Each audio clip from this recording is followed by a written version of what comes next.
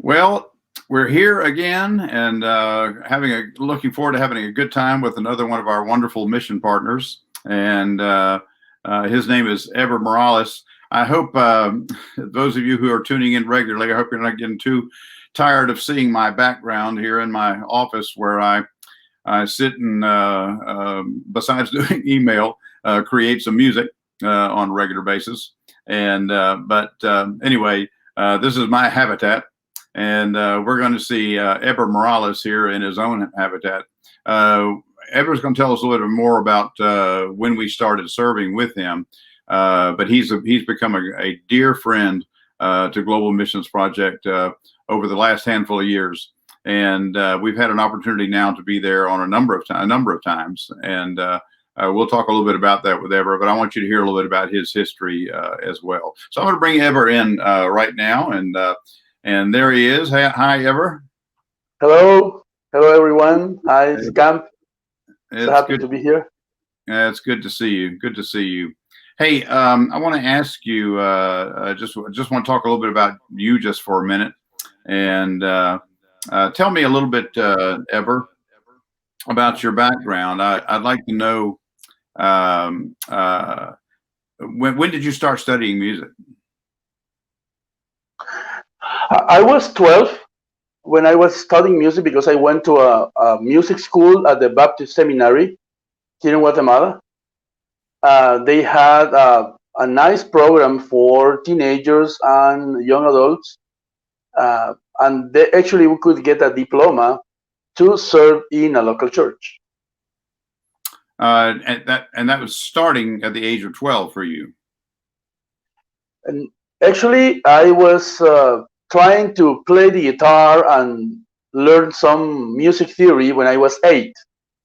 And my dad is a pastor now. He's retired.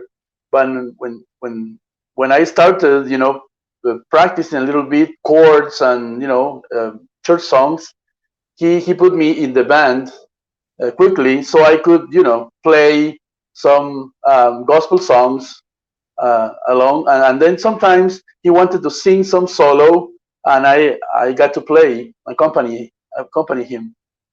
Okay, now so you've already told me something else that I didn't know, and that is, number one, we know that you studied music because you are a musician and a gifted. And I want to talk about a little bit about that later in life. But your father was a pastor, and so yes, you not only exposed to music, but you're exposed to music of the church.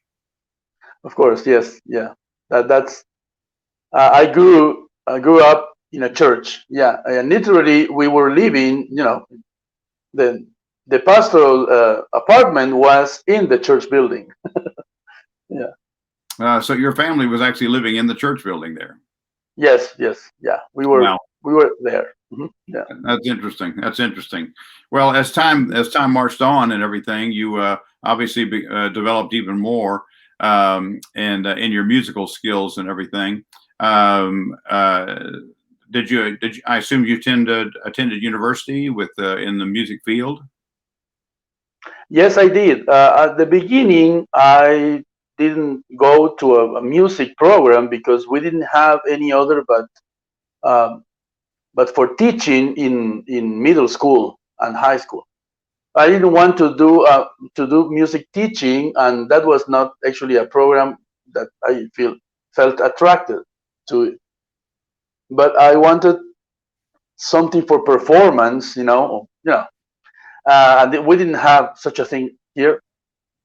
So I started some other stuff, but I realized that I couldn't do the science fields, but it was music that actually made me, really interested. I was actually playing in the church. I moved when my dad was a pastor in a Pentecostal church, but then some friends invited me to a Baptist church, and I really loved the choir over there and music and some more traditional stuff at that time. And it was Dr. Edgar Cajas, who actually was teaching at Southwestern Baptist Seminary recently.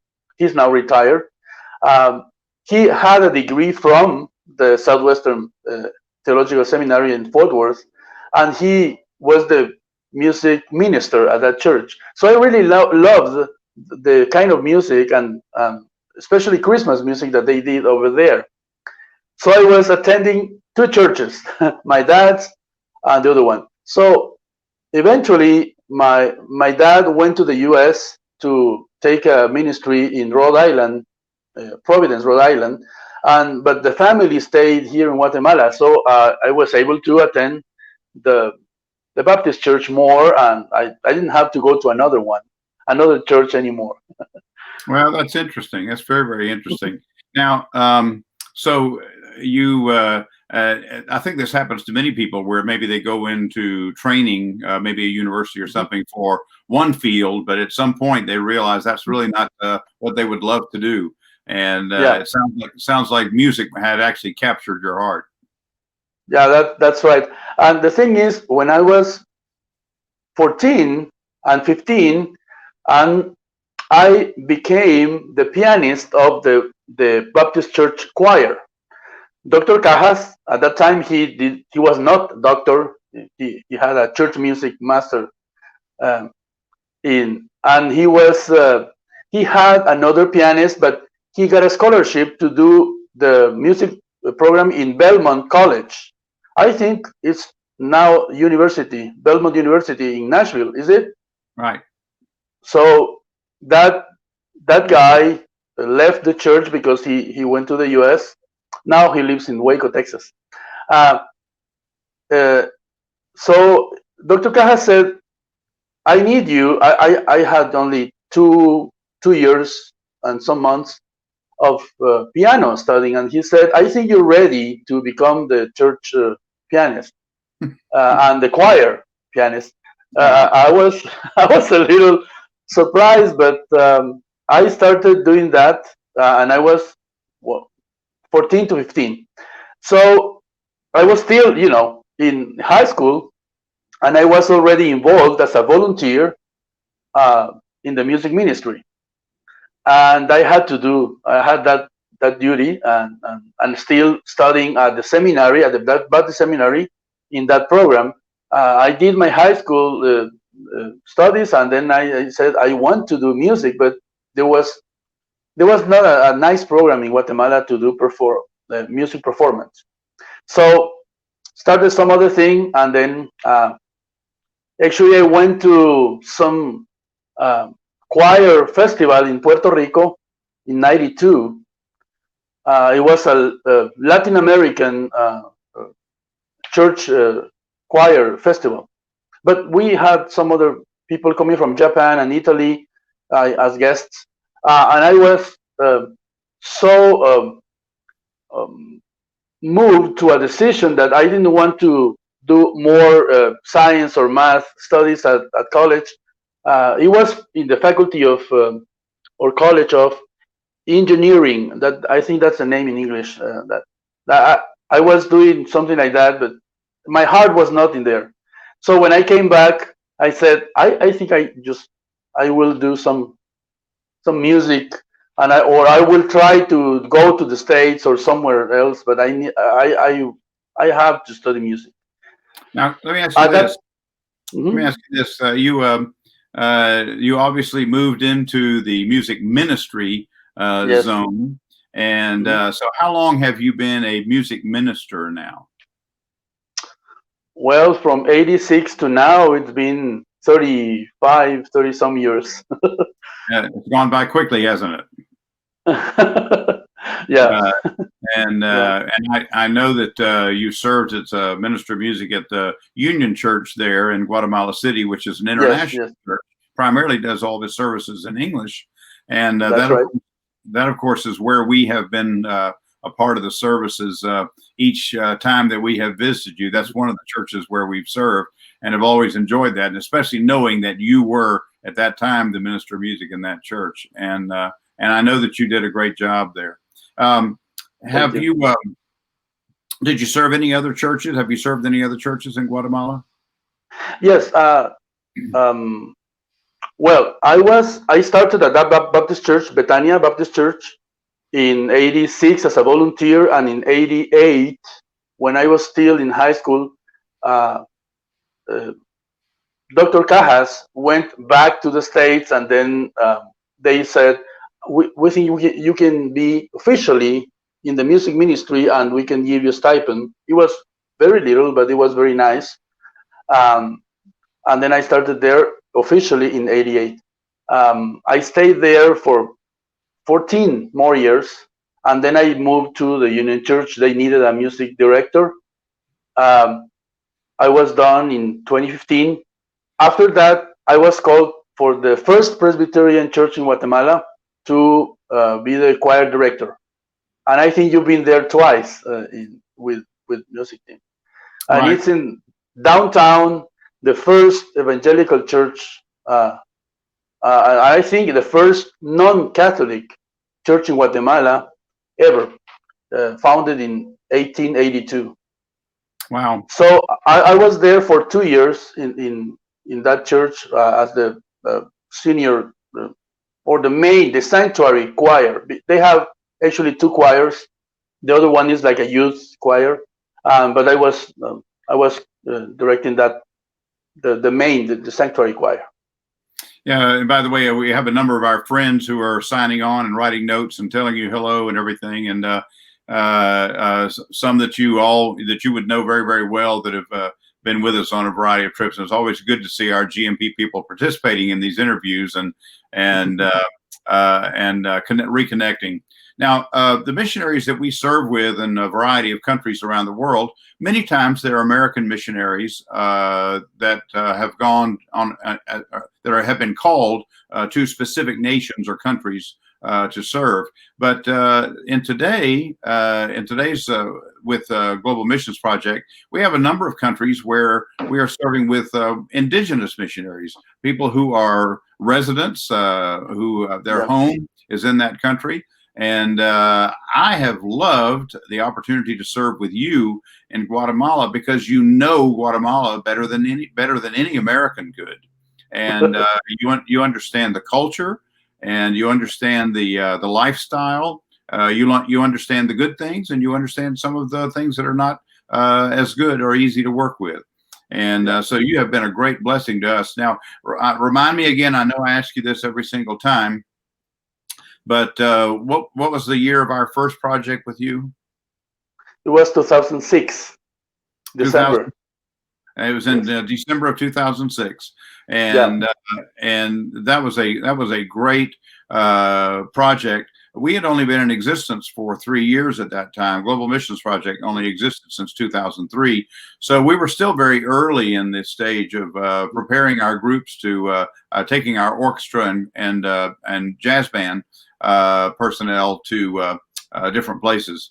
And the original plan for that year was very, very different. But because of a variety of factors, I contacted you in October, only 2 months before we were going to come, and you were more than willing to host us that year with very little preparation time, and you did a marvelous job. And we brought Metro Big Band to serve with you that year, and we made some great friends there that started that year, and they are friends for us today. Even we are still continuing to see them time and time again.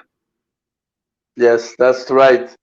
On that year, I was writing emails and to some of the board directors, members of the Global Mission board and team, and I was trying to get a response.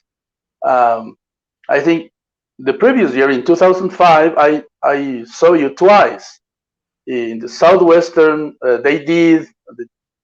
They don't have that anymore. I don't know if they had a church music workshop Right. as they did in those times. And then you came and you did the orchestra, of course, and then I was talking to you, and then you had with, I guess, Mark Blankenship and some other people, Bob Burrows and some other great composers, and that were there, and I saw the Global Missions stand, and I was very interested about this project. But I then talked to you, and I got involved in an instrumental expo in North Carolina. Mm-hmm. So I was kind of nagging and being a little annoying, trying to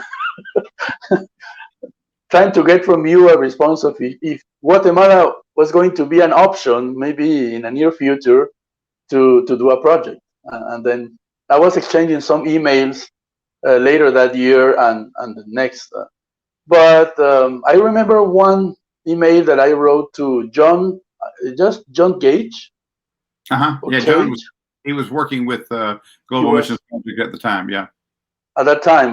It's 15 years ago. I know it's a lot of time, Yeah. but he emailed back and he said, "I think we can do a formal request, but you have to fill this form." And then I returned that, um, and about 1 week and a half or less than 2 weeks, an email came from you telling me about the Metro Big Band, and you had the team ready to go on a mission project, but some plans have had to change, and you wanted to know if Guatemala could be the destination for that team because everything was ready, but the destination you needed to.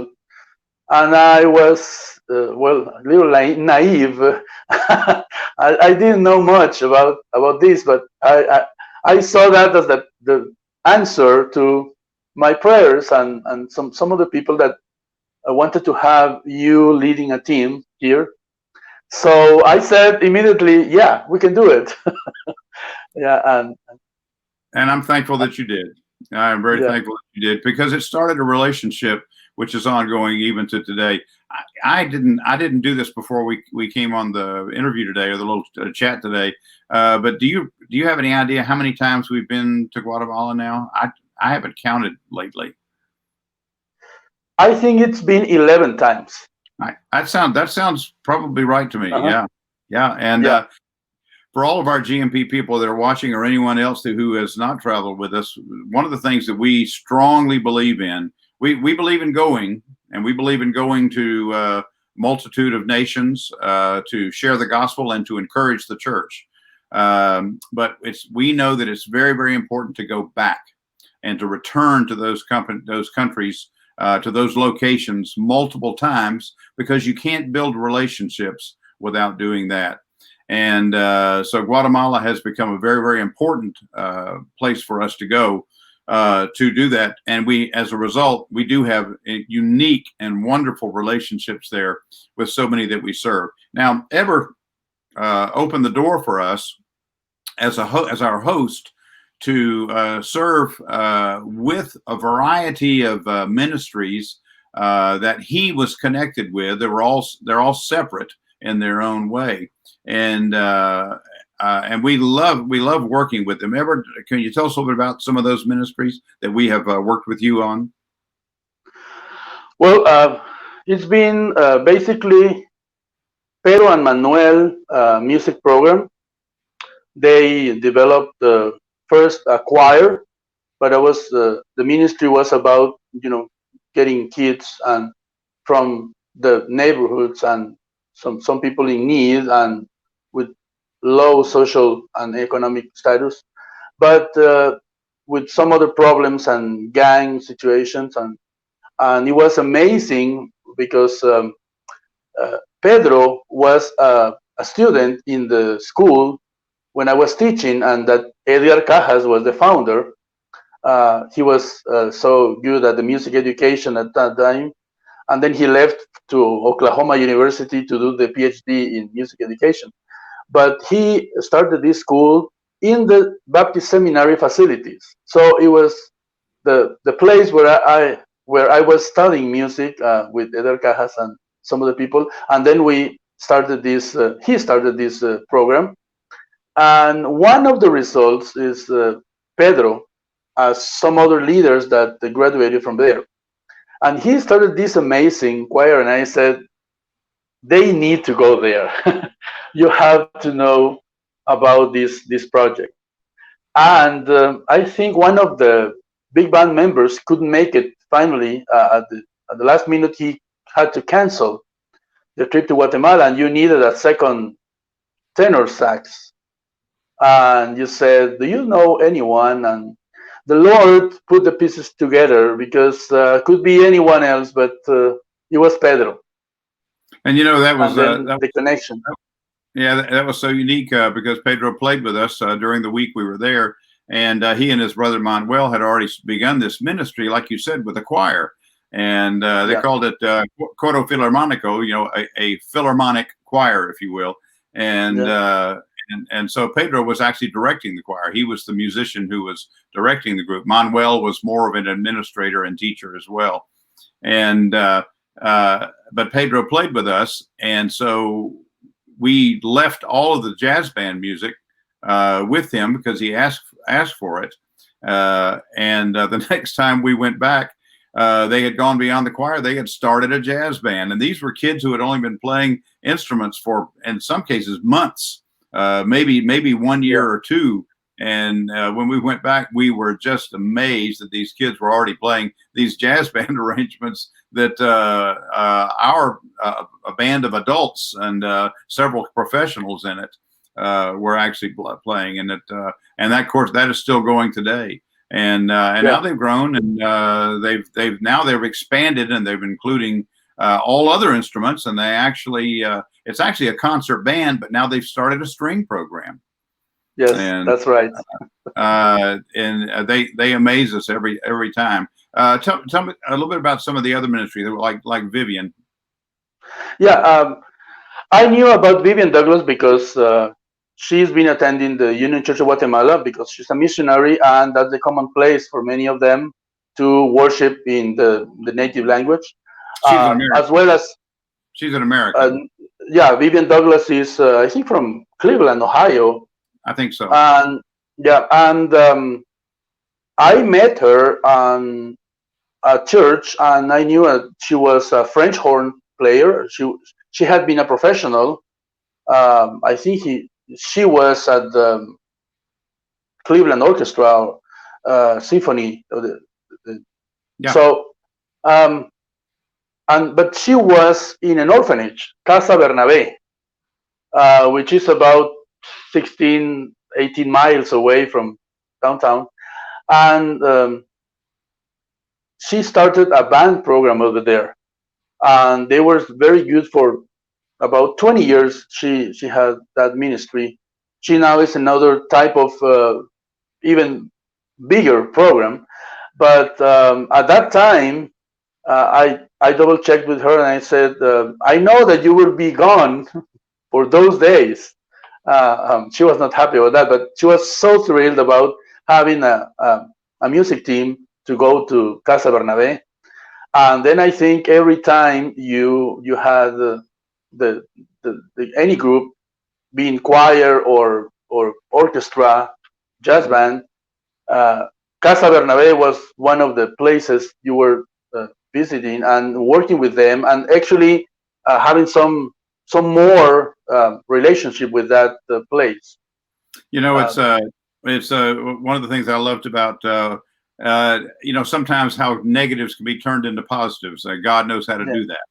And the Casa Bernabé program was actually eliminated by the band program was eliminated by new management. However, that was just a stepping stone to open the door for her to now be involved with multiple orphanages. So most of our ministry in Guatemala, most of our ministry activities as far as teaching and encouraging during the day, the days that we're there during the daytime hours, has been working with children. And to be able to be a part of, just be a small part of teaching and training musicians who have become believers in Jesus Christ and who are potentially going to be the new leadership for the country. And what a blessing it is for us to have an opportunity to work with those children. And then, of course, there's a number of churches that we have played in evening evangelistic concerts as well.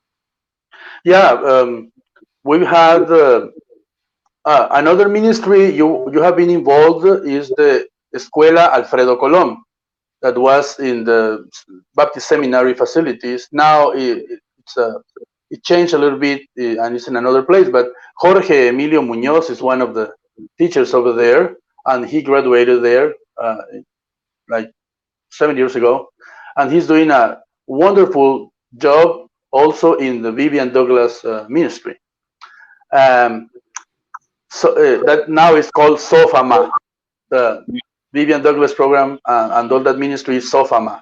Yeah. And they have an association, Music Camp Association, and I happen to be a part of that association because they had to do some structure here in Guatemala to develop that kind of programs here. You know, some of the other churches that we've played into a variety of denominations, and that's been very pleasing to us to see people of different in different types of churches. But the people in Guatemala have always been so welcoming to us. They're so warm and so gracious, and they've at least made us believe that they want us to come back. And, so we plan to continue to do that. But for any of our people who have been to Guatemala, they know that working with the children has just been an amazing blessing. And then again, to be associated with the church evangelistic concerts that we've done as well. One of the highlights, it's a little bit of a unique thing. It's kind of, I call it icing on the cake. Something special that we've been able to do is on New Year's Eve. Yes, that's right. Yeah, that big service. Yeah, it's a unique church there. We don't have time to go into the whole story of the church right now, but their facility, their worship room, their worship center is a 12,000 seat worship room. And it is first class technologically, amazing screens, LED screens, and cameras. They live stream every week on their services, and the guys that run their sound and everything are amazing. Technically, it's an amazing church, but very, very, very, very solid fundamental church in their teaching. And we've loved to be there. And one of the other things that amazed me was that huge building there in Guatemala, that when they went into that building, it was paid for. Yes, that's amazing. That's a blessing. Yeah. Yeah. That church has been really welcoming to the Global Missions Project. It's been the Metro Big Band, I think, that has been always in that New Year's Eve service. Yeah. And then they really love what you do, and they host the whole team very, very well. They take care of every single detail, and they allow us to go on the top of the 7-story garage, parking garage, to see some special event.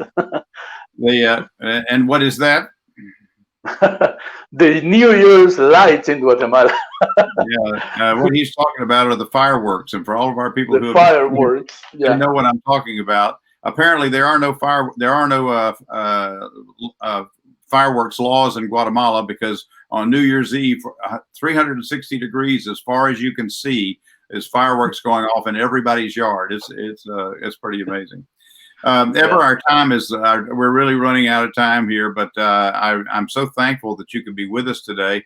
There's really so much more that I'd love to talk to you about, but you've been an encouragement to us to let us know about returning. And we do have a plan, God willing. We're going to be returning this year on December the 27th with Metro Big Band. And we have some openings, by the way, for anyone out there that would be intrigued and like to be a part of this. It's a little different project because it's only a 7-day project instead of a 10-day project. So it's a little smaller length of time, and it's a little easier to get to Guatemala cost-wise. And so I encourage you to check that out to see if you might be interested in joining us with Metro Big Band in Guatemala this year, December 27 to, I believe, January 2nd, I think. And but Heber, has Global Missions Project been a help to your ministry in Guatemala? Oh yes, greatly, and we really have been blessed, my family, and because the joy to have you, to host you when you come here, and actually many churches really have been blessed They have developed some band programs. We have, remember, Jesus el Buen Pastor with Juan Luis Juarez has developed a band, and they have a music school actually over there. And I think the band has played there every time that you Yeah. come. Yeah. Have played in that nice church, very nice, and some other places. Um, and yeah, it's been a blessing. It's been a blessing to those churches, to orphanages, to people in the malls, because we had done some of that. And actually, in a little village on the top of a mountain, and you can see a volcano and a little lake. uh, uh, we were there last year, and it was amazing experience again. So some people that are really far from the city and have not seen actually a band, maybe first time they see a horn, a saxophone or a trumpet, Yeah.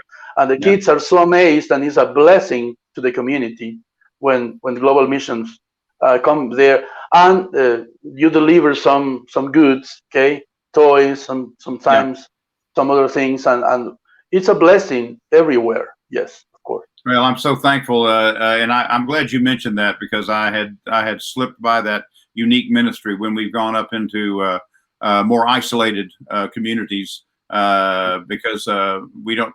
Our primary activities are in the Guatemala City area, the capital city of the country, but some of these other unique locations that we go to in out maybe an hour or 2 hour drive away has been an amazing blessing to connect with the people there.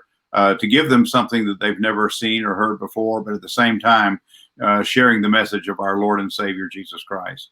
Well, Heber, God bless you, my friend. And we're going to close our time down right now, but I'm so thankful that we got to talk to you today. Yeah. And I just wanted to tell you and to remind you that one of the blessings that have been for me, especially and my family, is that I've been involved in some music trips with Global Missions. So I've been a host and then also a participant for some projects.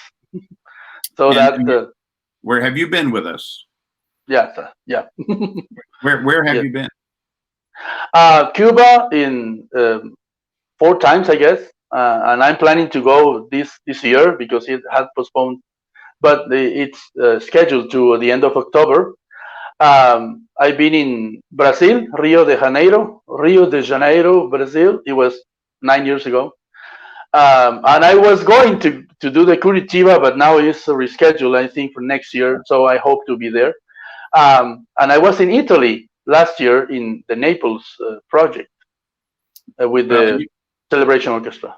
you've been a blessing to us in so many ways, and you're another one of our faithfuls, and another one who has come from another land to join with us. And you've just been a great contributor to GMP in so many ways. Well, to all my GMP friends, I'm so glad that you came to watch us today and to see Heber and to hear his a little bit of his testimony and a little bit of how we've had the opportunity to serve with him. And so God bless you, my friend Heber, and God bless all of our GMP participants and people that are watching us today and may watch us again later on. And I'm still praying for all of you that this COVID thing will pass soon, and that the God's doors will open for us to be visiting these other wonderful locations again and sharing the good news of Jesus Christ. So God bless you all. Amen. And we'll see you next time, next Thursday. We'll see you next Thursday. Bye-bye. God bless you. Bye-bye.